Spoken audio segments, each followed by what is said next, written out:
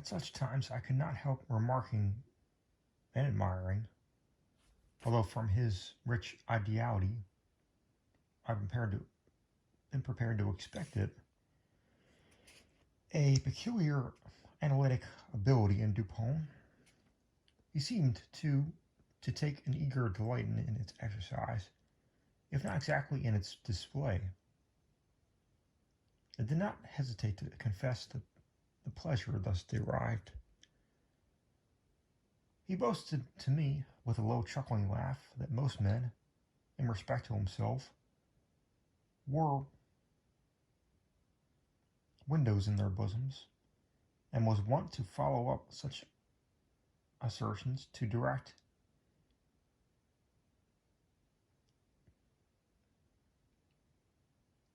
by direct and very startling proofs of his intimate knowledge of my own. His manner at these moments was frigid and abstract. His eyes were vacant in expression, while his voice, usually a rich tenor, rose into a treble, which would have sounded petulantly but for the deliberateness and entire distinctness of the enunciation. Observing him in these moods, I often dwelt meditatively upon the old philosophy of the bipart soul, and amused myself with the fancy of a double Dupin, the creative and the resolvent.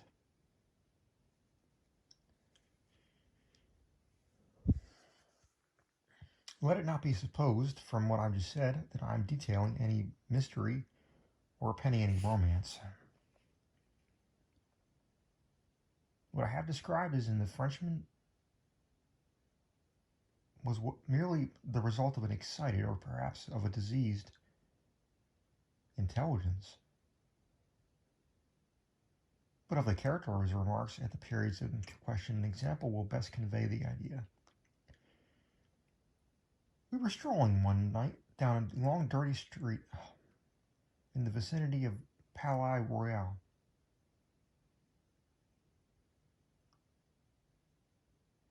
Being both apparently occupied with thought, neither of us had spoken a syllable for 15 minutes at least.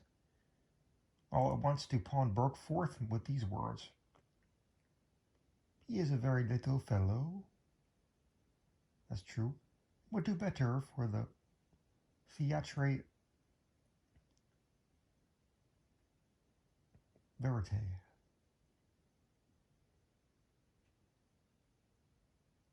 There can be no doubt of that, I replied, unwittingly, and now at first observing, so much had I been absorbed in reflection. The extraordinary manner in which the speaker had chimed in with my meditations.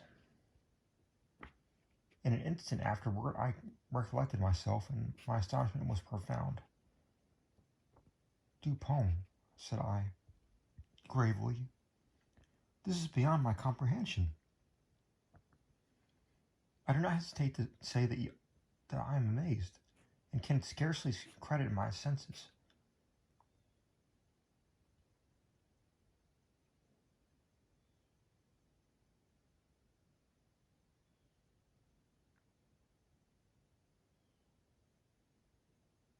How was it possible that you should know what I was thinking of?" Here I paused, to ascertain beyond a doubt whether he really knew whom I thought. "Of Chantelet," said he. "Why do you pause? You were remarking to yourself that his diminutive figure unfitted him for tragedy."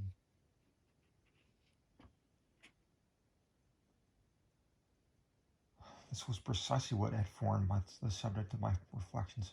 Chantelet was a quondam cobbler of the Rue Saint-Denis, who, being stage mad, had attempted the role of Xerxes in Crebillon's tragedy, so called, and been notoriously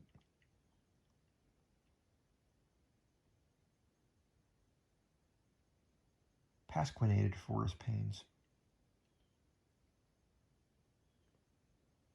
Tell me, for heaven's sake, I exclaimed, the method, if method there is, by which you have been enabled to fathom my soul in this matter. In fact, I was even more startled than I would have been willing to express. It was the fruiterer who brought, said my friend, who brought you to the conclusion that the mender of souls was not of sufficient height for Xerxes.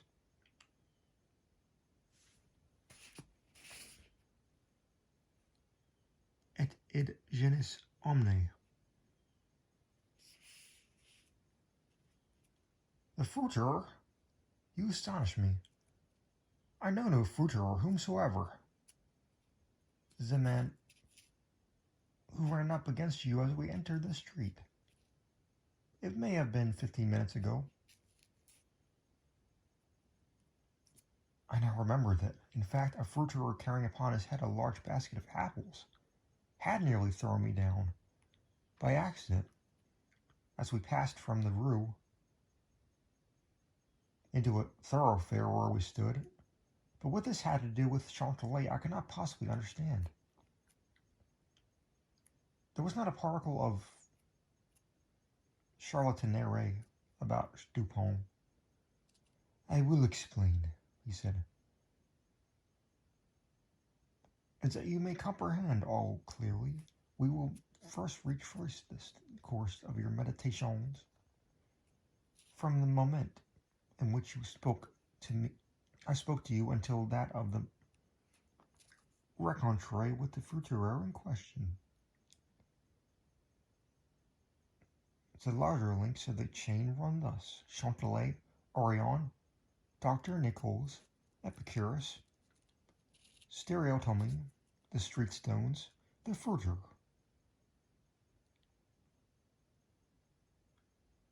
There are few persons who have not, at some period of their lives, amused themselves in retracing the steps by which particular conclusions of their own minds have been attained. The occupation is often full of interest, and he who attempts it for the first time is astonished by apparently illimitable distance and incoherence between the starting point and the goal. What then must have been my amazement when I heard the Frenchman speak what he had just spoken, and what I cannot help acknowledging that he had spoken the truth. He continued. We had been talking of horses, if I remember right, just before leaving the Rue. This was the last subject we discussed. As we crossed into the street, a fruiterer, with a large basket upon his head, brushing quickly past us, thrust upon a pile of paving stones, collected at a spot where the causeway is undergoing repair. You stepped upon one of the loose fragments, slipped, slightly strained your ankle, appeared vexed or sulky, muttered a few words, turned to look at the pile, and then proceeded in silence.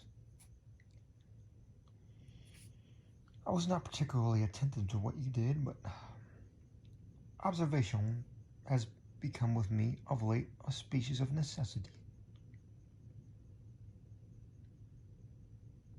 You kept your eyes upon the ground, glancing with a petulant expression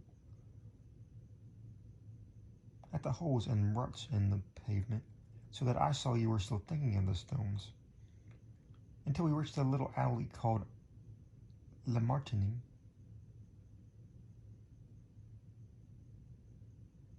which had been paved by way of experiment with the overlapping and riveted blocks.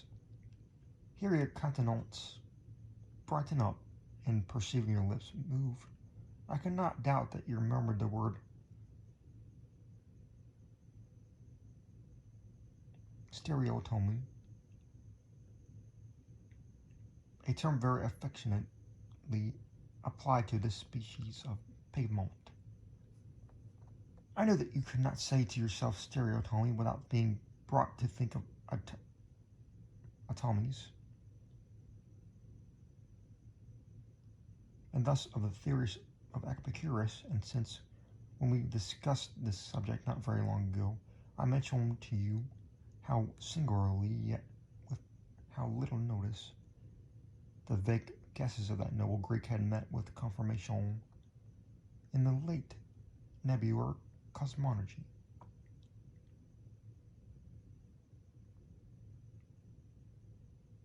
I feel that you cannot avoid casting your eyes upward to the great nebula in Orion.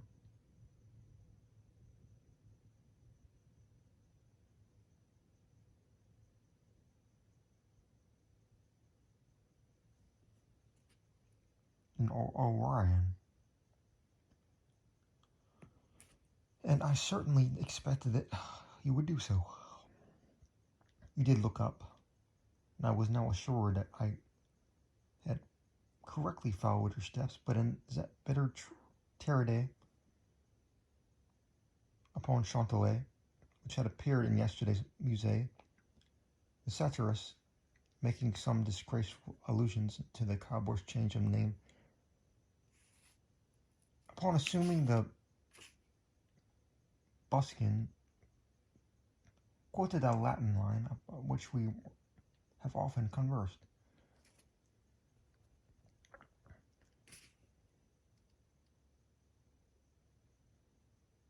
I mean the line perdidit antiquum litera prima sonum, or he has ruined the ancient sound with the first letter.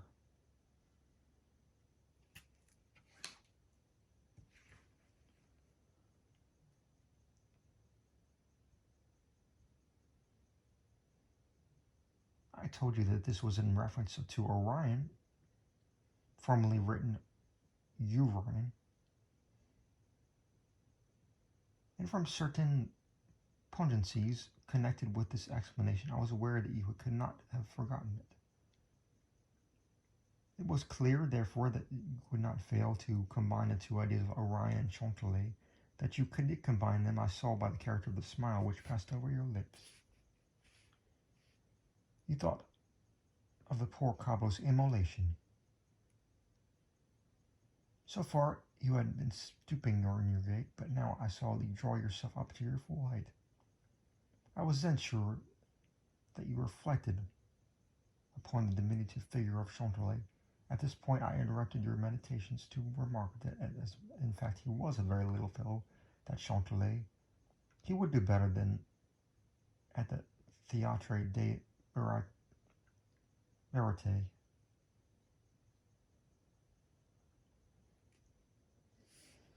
Not long after this, we were looking over an evening edition of the Gazette des Tribunaux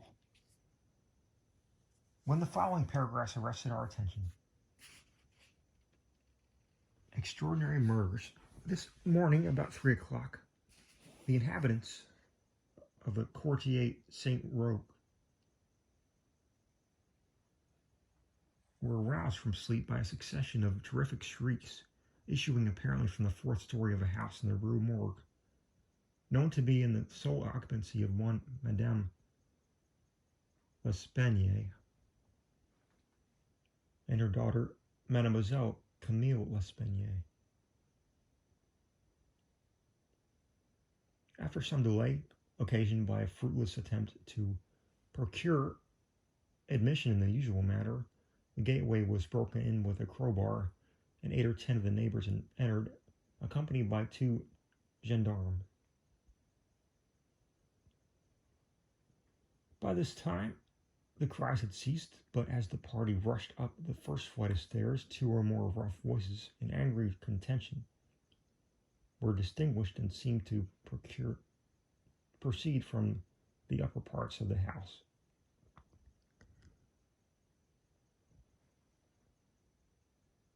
As the second landing was reached, these sounds also had ceased, and everything remained perfectly quiet.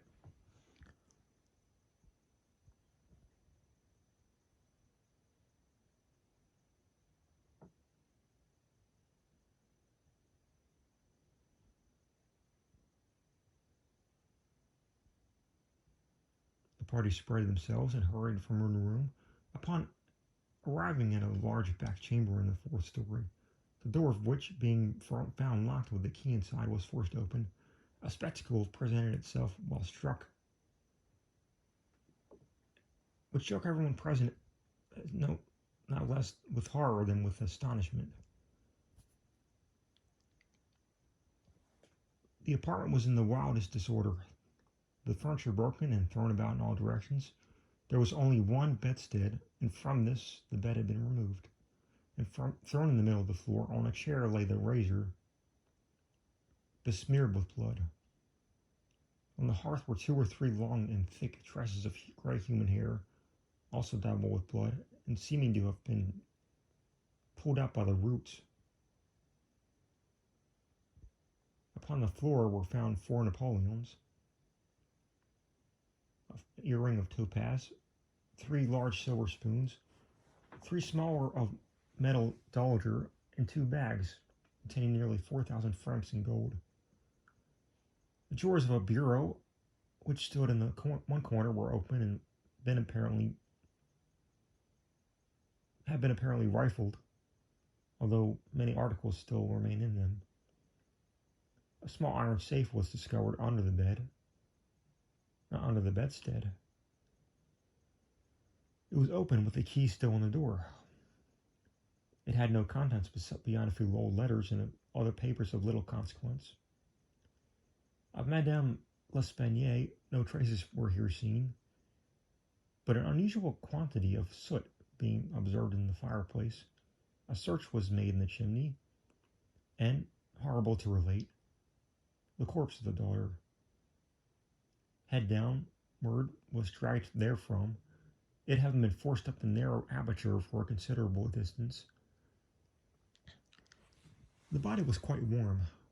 Upon examining it, many excoriations were perceived, no doubt occasioned by the violence with which it had been thrust up and disengaged. Upon the face were many severe scratches, and upon the throat dark bruises and deep indentations of fingernails, as if the deceased had been throttled to death.